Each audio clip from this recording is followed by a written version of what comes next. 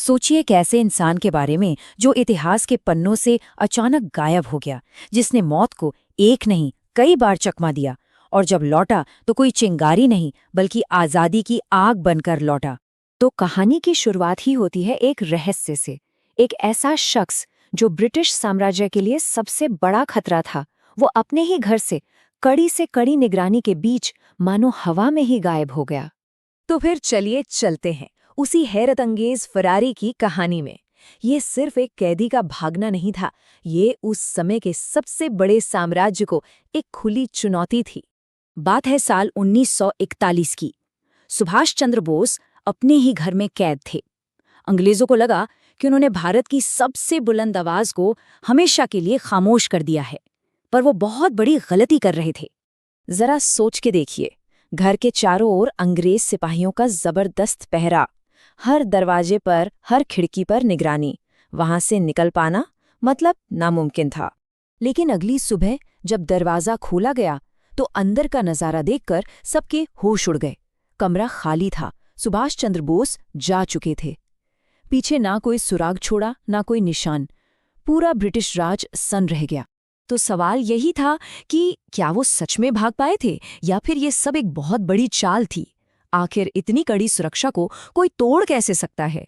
और इसका जवाब यकीन मानिए किसी फिल्म की कहानी से जरा भी कम नहीं है, क्योंकि बोस सिर्फ गायब नहीं हुए थे, उन्होंने तो अपना पूरा वजूद ही बदल डाला था। वो अब सुभाष चंद्र बोस नहीं थे, वो बन चुके थे मोहम्मद जियाउद्दीन, एक पठान, लंबी सी दाढ़ी, सिर पर पगड़ी। अरे इस भेष में उन्हें कोई पहचान ही नहीं सकता था। और बस यहीं से शुरू हुआ उनका वो लंबा और खतरनाक सफर। भारत से निकलकर अफगानिस्तान पहुंचे, फिर वहां से रूस और आखिर में जर्मनी।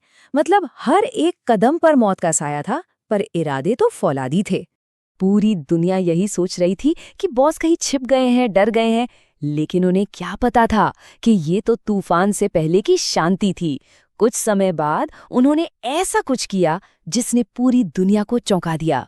उन्होंने खड़ी कर दी आजाद हिंद फौज, एक ऐसी सेना जिसका बस एक ही मकसद था, भारत की आजादी, और वो भी अंग्रेजों से लड़कर, सीधी टक्कर लेकर। और फिर गूंजा वो नारा जिसने करोड़ों हिंदुस्तानियों की रगों में जैसे आग भर दी, तुम मुझे खून दो, मैं तुम्हें आजादी दूंगा। ये सिर्फ एक नारा नहीं था, ये एक क्रांति की पुकार थी। अब जाकर अंग्रेज सरकार के हाथ पैर फूल गए। उन्हें अच्छे से समझ आ गया था कि अगर इस आदमी को नहीं रोका गया तो भारत पर उनका राज ज्यादा दिन नहीं टिकने वाला। बस फिर क्या था, उन्होंने बॉस को पकड़ने के लिए, उन्हें खत्म करने के लिए हर जगह जाल बिछा दिए। लेकिन कहते हैं ना, नेताजी ने एक बार नहीं, दो बार नहीं, बल्कि पूरे 7 बार मौत को चकमा दिया। हर बार वो बच निकले।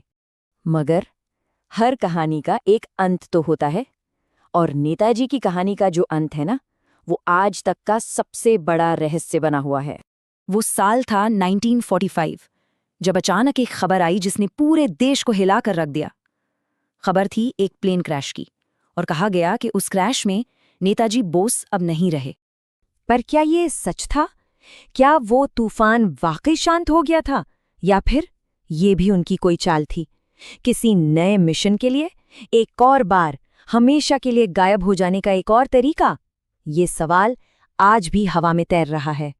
देखिए, कुछ लोग सामने रहकर इतिहास बनाते हैं और कुछ लोग रहस्य बनकर इतिहास रच देते हैं। नेताजी सिर्फ एक नाम नहीं है, वो एक पहेली है, एक